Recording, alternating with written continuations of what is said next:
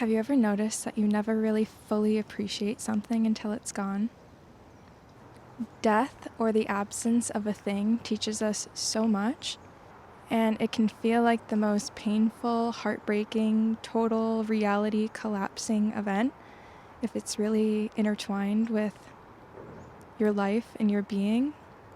Losing a parent or a long-term relationship, or even eras of our life that we've moved out of, and we realize when we look back on them that they were some of the best times in our life, and maybe we didn't know it at the time or we didn't appreciate it enough. But since it's gone, we can feel its palpable absence. And what we'll be talking about a little bit later is also how we experience this with ourselves, and our truest self that comes from love and wholeness and unity, and how our perceived separation from that allows us to have such a larger, more holistic perspective on it and experientially learn ourselves. And it really mirrors a lot of what we experience in individual circumstances in this life when we lose something or someone that was important to us. And just for a little background information on how I can relate to this, I used to have a really normal family life in the suburbs with parents who made a decent income, and they got divorced. I pretty much lost my dad as my father figure after that when I was 8, and was raised by a single mom, and I was very, very, very, very close with her, and she was my very best friend on this planet. And she passed away about 5 years ago now, and I grapple with the loss of my entire family structure that I knew, and having to live alone in this world. I'm never truly alone, I know that, but the human that grasps for survival within me, and the inner child that just wants a family or parents, definitely still feels this loss and is shaped by it every single day, no matter how much time passes. On the relational side of things, I've also been in a 6-year relationship that ended, and I cried every single day for months. And I was in another long-term relationship with somebody that I had moved states with, who had been with me in my mother's death, that I eventually had to leave that relationship as well for my own growth and expansion. So I understand the kind of loss that comes unexpectedly and in a way that you don't necessarily choose on a conscious level. And I also understand the loss that comes when you choose it, and how it's the same thing but can feel a little bit different when you choose it yourself. See, the thing is, loss teaches us something so sacred about this present moment experience and how special and unique it is, even when there are things going on that feel really difficult or we're working through. There can always be something good to find in the moment, and to anchor your presence in gratitude, love, and trust. It really pulls us back towards what matters, and we learn so much for the next era of life that we move into after this big loss. It just bursts your heart open, and you feel that heartache, and you feel that emptiness that the absence leaves in its wake, and you can truly appreciate what that thing was in your life, or that person, or the impact that they had on you, the special sort of qualities that they inspired in your life, along with whatever shifts were necessary at that time to push you towards the more expanded state, to pull you inwards towards yourself, or experience sadness or anger or love and joy for what it was, holding both and seeing yourself and the other person so deeply because of it, seeing where it led you, all the synchronicities, the divine perfection of meeting whatever it was for that exact time being. Can't really see the water that you're swimming in, so we don't really appreciate the love from our family until it's gone, until something shifts, until they pass away. The hope and the goal is that we do realize this while we're still having time with them in this reality, and we'll keep experiencing loss because everything is impermanent except for this source beneath it all, consciousness or God, the universe, whatever you want to call this. Everything, the sum of everything and nothing all at once. Duality and opposites, this world that we live in, of form, full spectrum of experience, allows consciousness to look at itself in an experiential way, full of opportunities to look at yourself from different angles.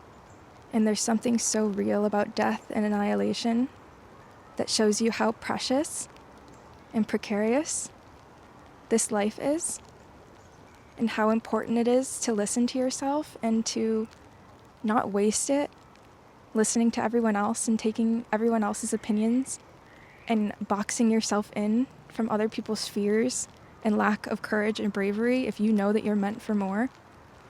When you experience something so life-shattering as profound loss, you really get real on what's important in life, prioritizing what really makes you happy and joyful, and listening to your soul over ego, over how things look, because you know what's deeply fulfilling and that is the only thing that's worth it.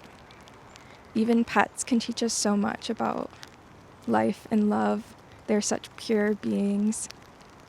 And even the loss of a pet can bring us to this profound place of love and gratitude for this life. The value in death or annihilation is that it strips away all that is not true.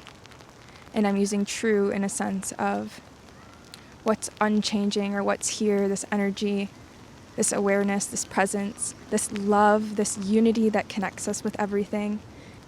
And if you've experienced profound loss of a human and you're tapped in energetically, you see and realize that their presence is still here in some energetic form.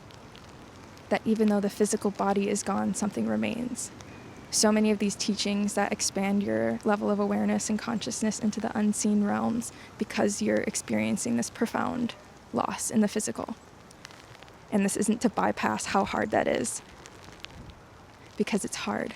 It's hard to live without somebody or something that means so much to you and that changed your life so deeply and gave you such a unique tone for that experience that you know that you'll never get back. Feel that fully, because that is how special this life is, and every single moment is like that. Your youth is like that. Your middle age is like that. Your old age is like that. It all has such a unique experience to live, experience, and extract wisdom from. Loss clarifies value. That's why so many people have the experience of not knowing how blessed they were with their partner until they walk out the door. How many men in their marriages took their wives for granted. Maybe the man's mother took care of him up until marriage, and then his wife took care of him, and then once that motherly love and care is gone, now you get to see what a benefit it really was to you. But as you were a fish swimming in water, you couldn't see the water. As you were swimming in the care, you couldn't see the care. Swimming in the love, you couldn't see the love.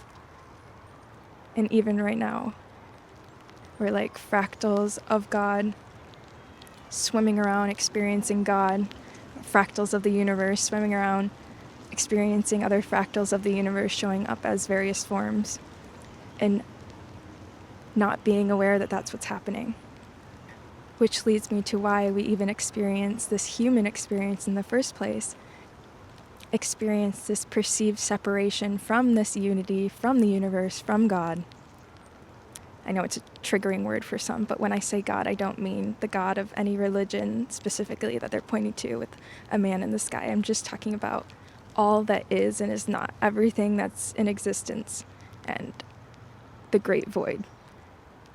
When God is in this unified state of wholeness, it cannot see or feel itself because it is itself. It doesn't have an observer and the thing that's being observed because it's one thing. So it splits into many things, like me and you and the snow that's falling on me, and this tree behind me, and this earth, and this whole symbiotic relationship of everything, that we rely on the earth's atmosphere and perfect earth conditions to live here. And every ecosystem is perfectly suited for itself. It's God that's fractaled itself out so it could see itself.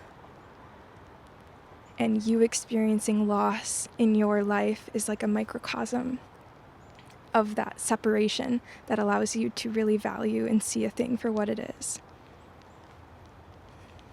I know how annihilating it can be to your ego. And also, if that old reality is breaking down for you, you are meant to move into something different. So the best thing that you could do is lean into it and trust it so you can see the benefits in it rather than being stuck in victim mode. This doesn't mean not to feel your feelings. Please feel everything that comes up through that. It's so sacred, so divine, and grief is just love that's sitting in you and is sad that it no longer has the person or thing to put itself into. So be aware of that and welcome it all in. Respect your own process enough to fully express it and be around people who can accept you and your process with this loss, whatever it is. When a person leaves, you're left with yourself. Look at that deeply, spend time with yourself, and really welcome in that introspection and the unique feelings that flow through that time, even if they're really difficult.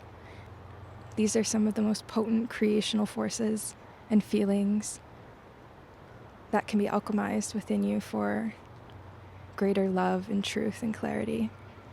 And when you lose something in your life, this creates space for more. You can still miss a thing and see it as so divine and sacred and irreplaceable, and still be able to look on the bright side that there's so many more experiences to come that will feel so unique and loving and wholesome, and your world is not over.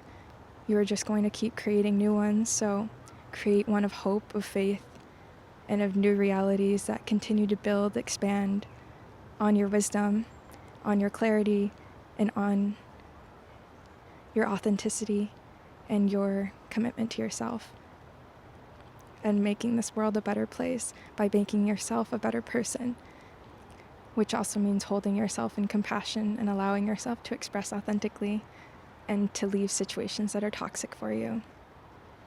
Grief will highlight the relationships that are not there for you and aren't as supportive as they need to be, or the ones who are placing expectations on you that you can't fill right now as you're in this place of processing.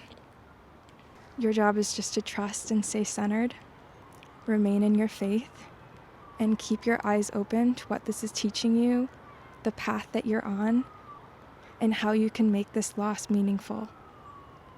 You're doing amazing. Thank you so much for listening to this message. I'm going to end this here. Don't forget to subscribe if this resonated.